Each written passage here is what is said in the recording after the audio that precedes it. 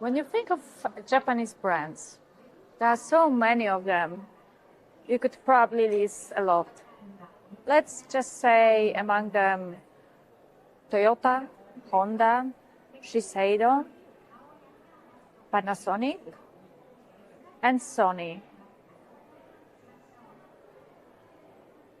I will never forget the feeling when I kept in my hands for the first time the new Walkman as a kid.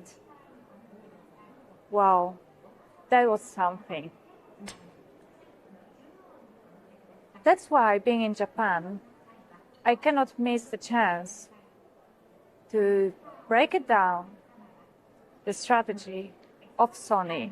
So what Sony managed to do is to connect the electronics to human lives.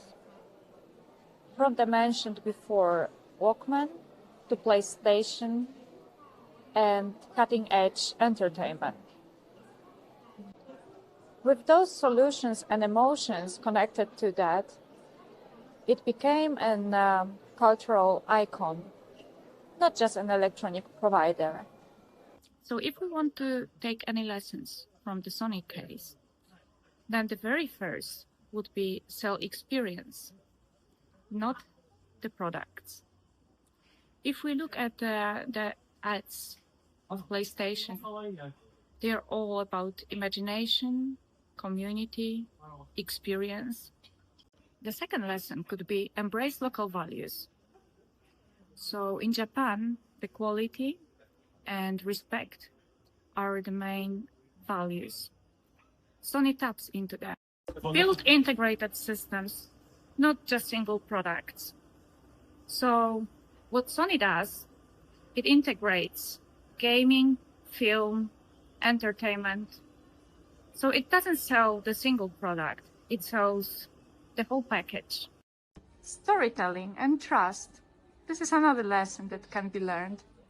Hi, by the way, can you see me? The situation for Sony nowadays is not easy. There is a fierce pressure from the competitors from Korea, like LG or Samsung, and of course the Chinese brands like Xiaomi. Still, we see that Sony keeps its grounds. What's the reason behind? Well, there are several points that help Sony to maintain their strong position. The very first is the whole ecosystem that they managed to build. So again, let's take PlayStation as an example here. It's not just a hardware. For the users of PlayStation, it means a lot. It's the whole world. And we cannot forget that Sony holds exclusive IPs for the iconic titles, for the iconic heroes, like Spider-Man, The Last of Us, or the God of War. The next point is, of course, the premium quality.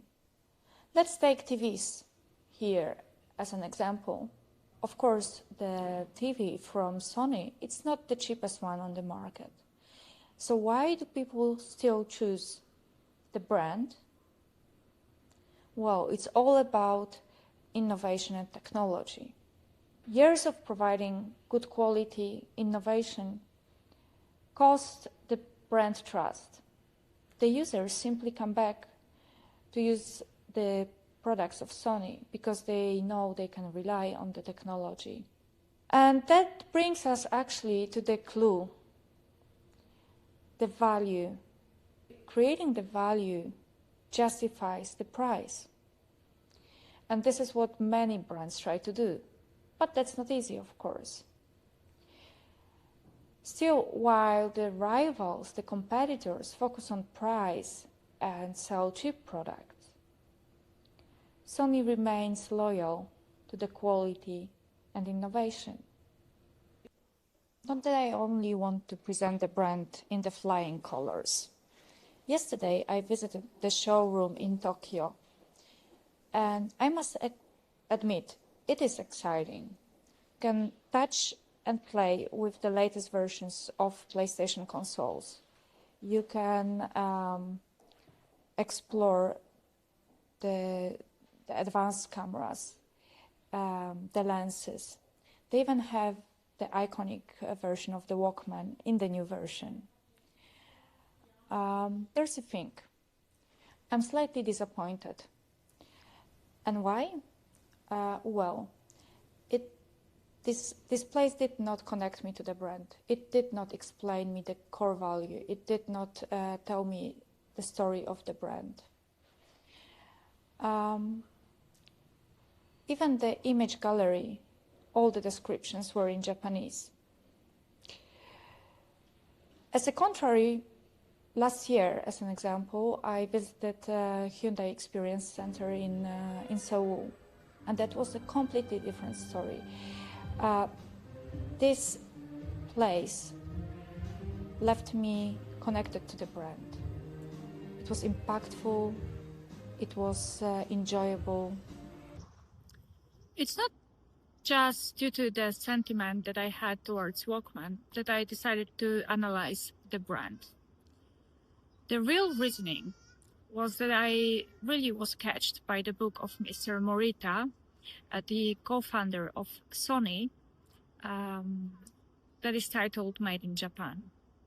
There are several striking takeaways from the book that I'd like to share with you. The very first one, which actually shows how specific culture the Japanese is.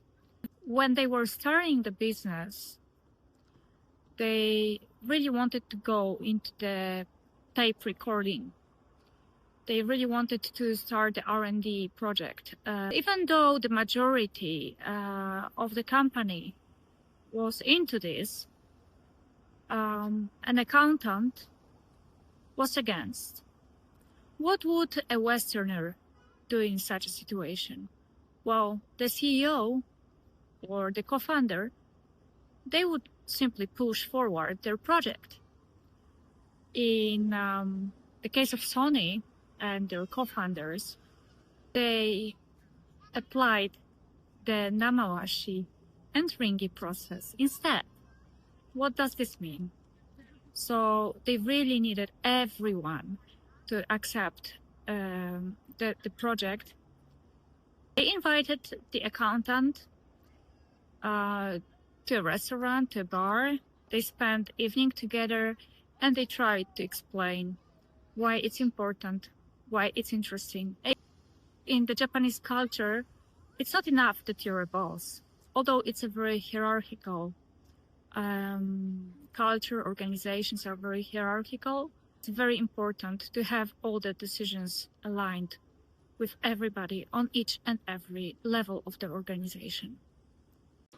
The other important lesson that can be taken from the book is the importance of targeting your product. So once Sony already had their innovation ready, that tape recorder, they assumed that they will sell it very easily, so everybody would buy the solution.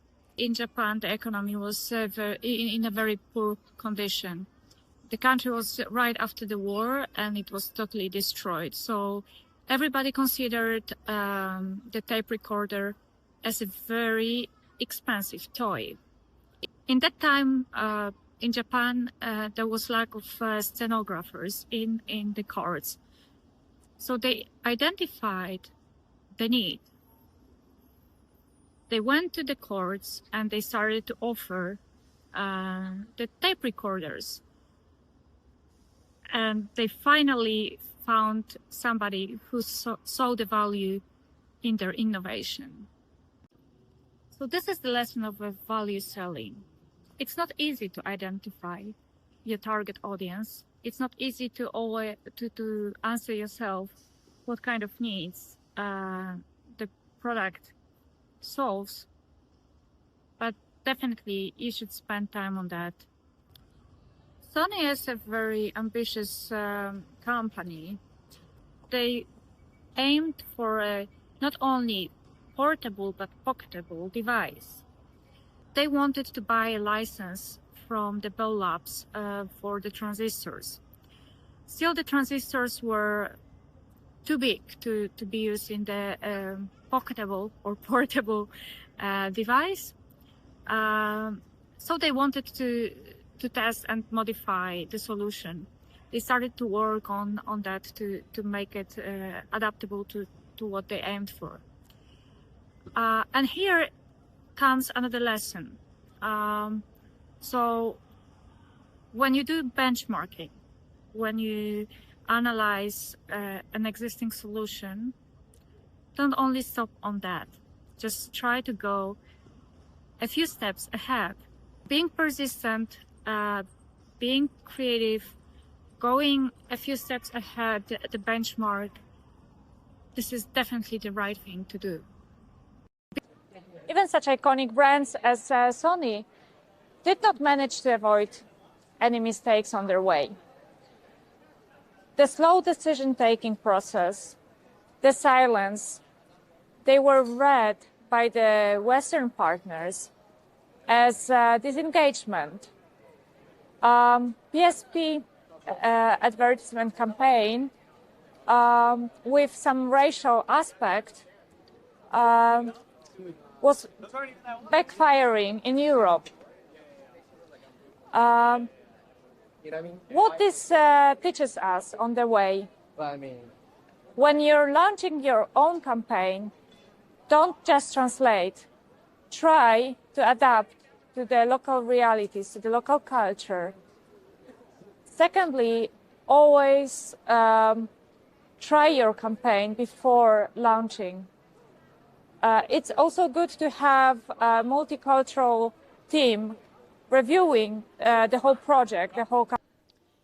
Trying to understand why Sony keeps its grounds despite the severe pressure from the competitors. Well, they definitely managed to do so because the whole ecosystem that they build around their products, the innovation and the storytelling. So it's all about being meaningful. Do you agree with that? Do you have your own thoughts? Drop your comment. And don't forget to like and subscribe to my channel.